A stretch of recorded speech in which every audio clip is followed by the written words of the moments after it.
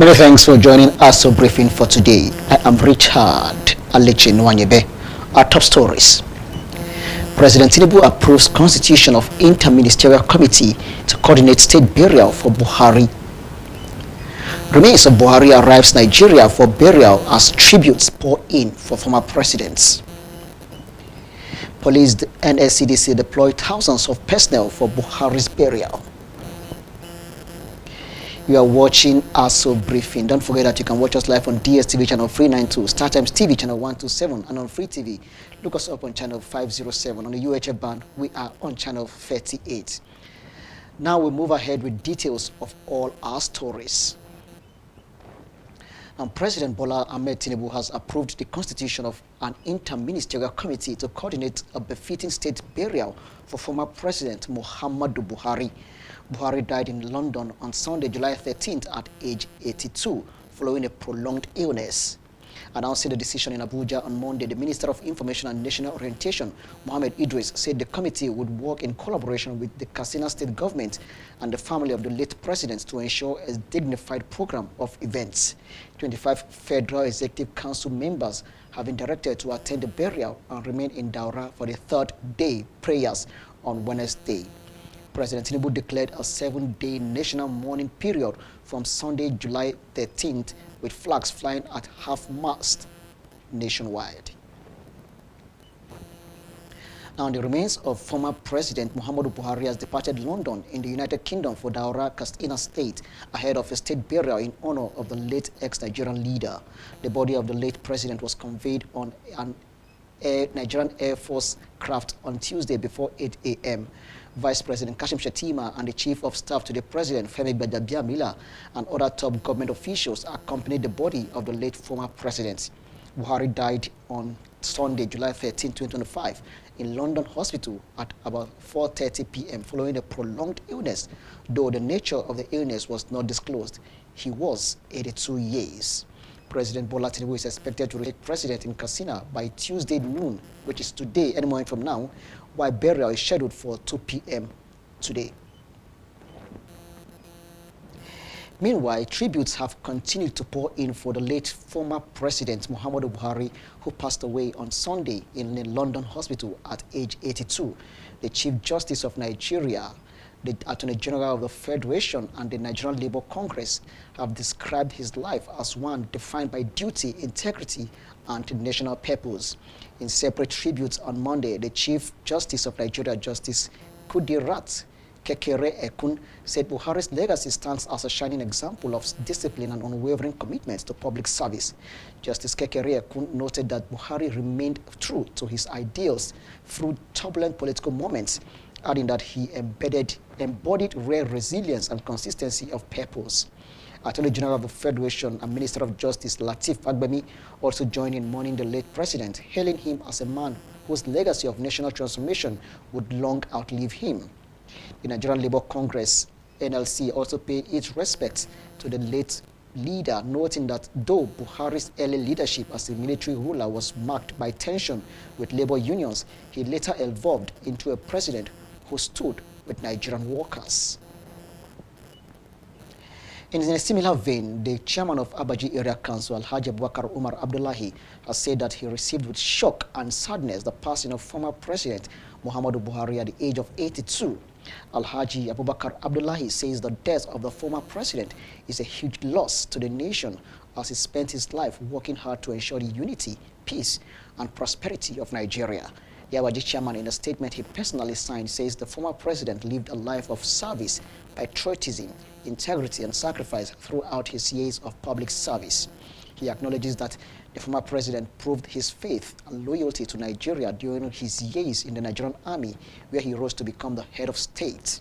The Abaji chairman added that as a Democrat, President Buhari demonstrated his confidence and passion for the nation when he contested elections severally before eventually emerging successful in 2015. The Abaji chairman extends his heartfelt condolences to his widow, Hajia Aisha Buhari, his children, the people and government of Katsina State and Daura Emirates. He also condoled with President Bola Ahmed Tinubu and the nation over this great loss and praised God to grant his soul eternal rest. Now, the Katsina State Command of the Nigerian Police Force said it has, in collaboration with other security agencies led by the AIG Zone 14 Katsina, deployed adequate security measures in Daura town and across the command for the burial of late former President Muhammadu Buhari to ensure a hitch-free burial. The command, headed by CP Bello, shared on the passing of the former president. The command, in a statement by its spokesperson, DSP Abubakar Sadiq, acknowledged Buhari's contributions to the nation's development and growth. In a related development, the state commandant of the Nigeria Security and Civil Defense Corps, NSCDC, Aminu Dati, announced the deployment of 2,807 operatives ahead of the burial of the former president. Commandant Dati disclosed this during a brief meeting with senior management staff of the command earlier on Monday at the state command headquarters in Katsina.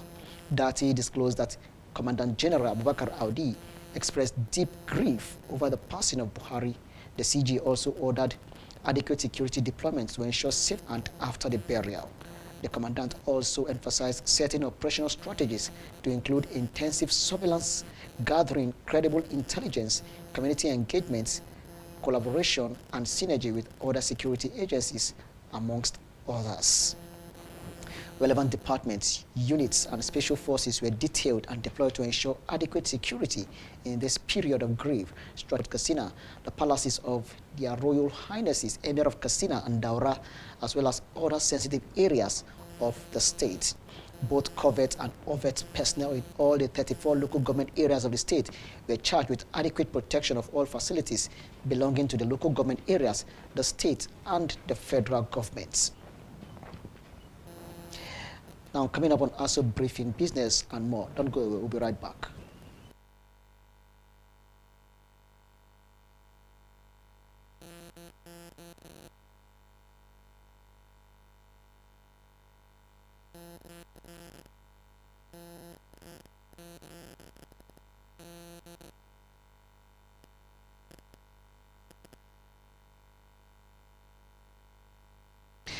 Glad to have you back. Now, you are watching Aso Briefing. Don't forget that you can watch us live on DSTV channel 392, StarTimes TV channel 127, and on Free TV, we are on channel 507.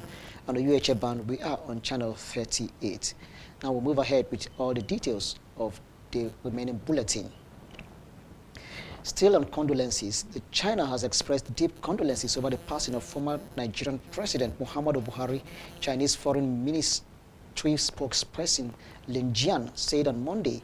Lin said that former President Buhari was an important leader of Nigeria, leading the Nigerian people to achieve remarkable accomplishments on the path of its national construction, adding that he was also a good friend of the Chinese people who had made significant contributions to promoting Nigeria-China relations and a mutually beneficial and friendly cooperation between the two countries.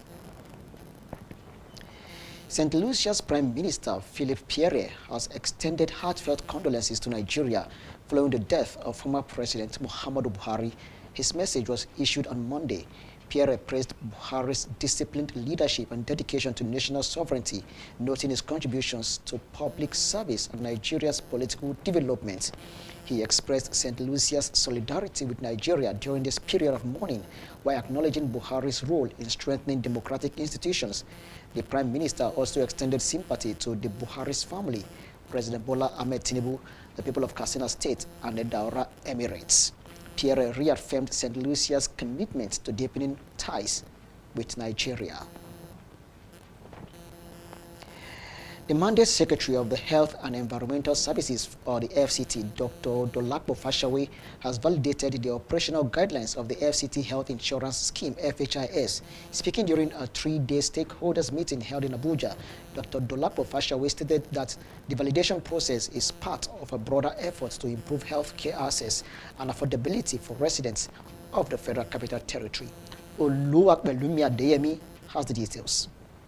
The Mandate Secretary of Health and Environmental Services, Dr. Dolapo Fashawe, has emphasized the importance of health insurance as a tool for improving healthcare access and reducing out-of-pocket expenses for residents.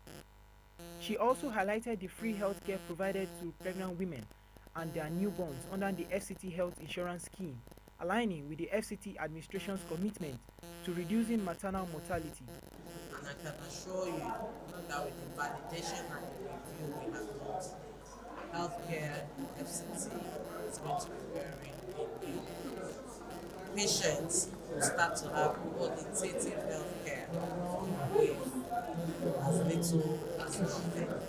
Just enroll on the scheme. And I want to use this opportunity to say that the FCT administration, under the leadership of Aso, has declared health insurance free for every pregnant woman in FCT. Speaking also at the summit, the acting director of FHIS, Dr. Salamatu Belgori, disclosed that the validation process of the health insurance benefit package and operational guideline is a key step in achieving these goals, ensuring that the FHIS will continue to play a vital role in the FCT's healthcare landscape. So what we have done basically was to review the documents, identify gaps, ensure that prevailing situation and health conditions, burden of the disease are being incorporated into the new documents. Outdated information were taken out, and then the documents were now presented to a set of stakeholders. I think that has made the document really very robust because we had very robust discussions. I would say healthy arguments back and forth, and what should be included in the primary care or secondary care, what services should come on board. So as I speak now, we have almost 100% review of both documents. FCT Coordinator, World Health Organization, Dr. Kumshida Balami, added that the review was to ensure it meets its current needs and can effectively deliver quality and affordable health care.